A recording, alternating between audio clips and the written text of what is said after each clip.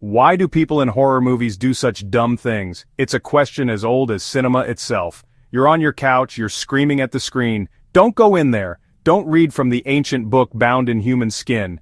But they do. They always do. It's almost a rule. Without these wonderfully stupid choices, we wouldn't have a movie. The credits would roll in 10 minutes, the monster would be bored, and honestly we love them for it. Their terrible decisions are our entertainment. They are a mirror, they reflect our own fears, they reflect our own curiosities. We're going to explore the 10 absolute dumbest mistakes ever made in the history of horror. From the slightly silly to the mind-bogglingly idiotic, we will dissect each choice. And we will laugh, because sometimes, when faced with pure terror, laughter is the only thing you have left. So dim the lights, lock the doors, and for God's sake don't answer the phone if you don't recognize the number. The show is about to begin. Our number 10 spot goes to the immortal line. Let's split up. A group of friends is trapped somewhere dark and scary. To cover more ground, they will separate. There is strength in numbers. A monster can easily pick off one person. By splitting up, you are basically serving yourself up on a silver platter. Coming in at number 9 is ignoring the warnings. The creepy old man at the gas station who says, "You're all doomed." And what do our heroes do? They laugh and drive off toward their grisly fate. They are big, red, flashing signs that say, "Go back." The consequences are, of course, catastrophic. Our number 8 dumbest mistake is running upstairs, not out the door. The killer is in the house. The front door is right there, it leads to freedom, so what do? You run upstairs, you trap yourself on the second floor with only windows to jump from. You are cornering yourself. The front door was the answer, it's always the answer. Number 7 on our list is answering the phone.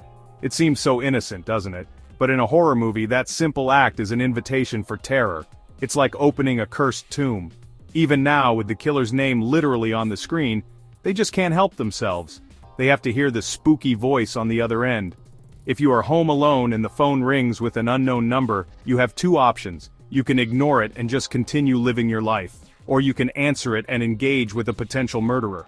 Our number 6 spot is reserved for the classic cursed phrase, "I'll be right back." The character has just signed their own death warrant. "I'll be right back. I'm going to get more beer. I'll be right back. I think I forgot my wallet in the car.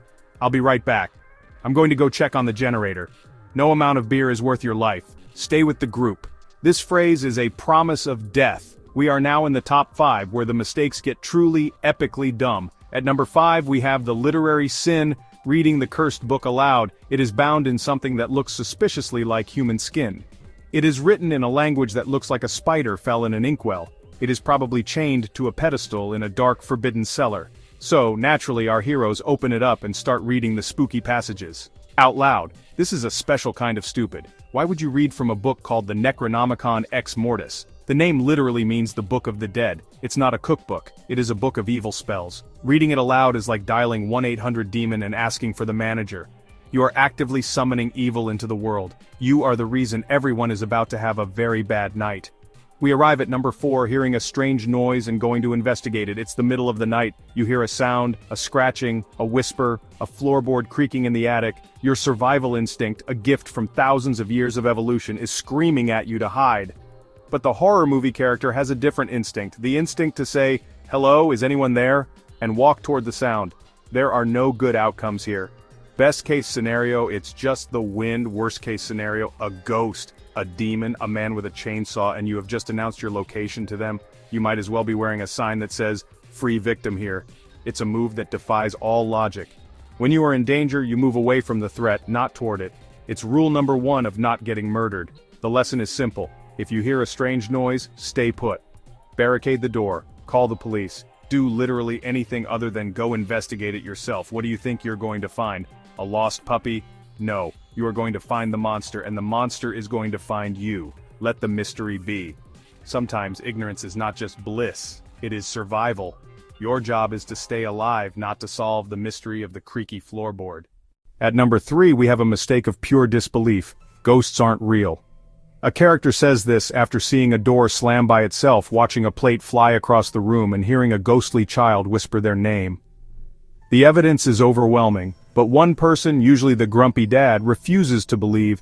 In Poltergeist, the father is skeptical for far too long, even as his furniture rearranges itself. This denial is dumb because it wastes precious time. While they argue about logic, the ghost is stealing their children. Believe your eyes, if the house is haunted, get out. The runner-up for the dumbest mistake at number 2 is trying to fight the supernatural monster with a kitchen knife. This is a classic. A demon, a ghost, an ancient god from beyond the stars appears. It can walk through walls. It can possess people.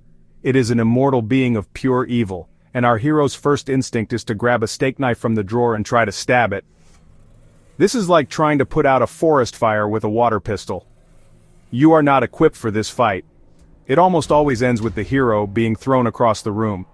And now, the moment you've been waiting for, the single, dumbest, most idiotic, most face-palmingly stupid mistake in the history of horror. Number 1 is, assuming the killer is dead. You did it, you fought the monster, you hit him with a lamp, you pushed him down the stairs, he is lying on the floor, motionless. The fight is over, you can relax, so you drop your weapon, turn your back, and slowly walk away to comfort your friend. And then of course the killer's hand twitches, his eyes open, he slowly gets up behind you. This is the ultimate mistake, the one final fatal error. Why is this the worst? Because you had them, you won, and you threw it all away because you got cocky. You forgot the most important rule of horror: always double tap. Make sure the killer is actually truly 100% dead. In Halloween, Dr. Loomis shoots Michael Myers 6 times. He falls off a balcony, Loomis looks down, and the body is gone. He knew you need to be sure.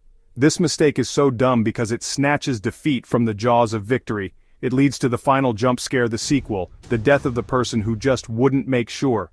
The lesson from all these films is to be smart. Be paranoid and always make sure the monster is really dead. Your life depends on it. So remember, don't split up, listen to warnings, run to the exit, not upstairs, don't answer unknown calls, never say, "I'll be right back." Leave cursed books alone, don't investigate strange noises, believe in ghosts, don't fight demons with kitchen knives, and always make sure the killer is dead. These characters made these mistakes so you don't have to. Learn from their stupidity, and you just might survive your own horror movie. Stay smart, stay alive, and remember, in horror, common sense is your best weapon. Thanks for watching our countdown of the dumbest decisions in horror movies. What mistake do you think should have made the list?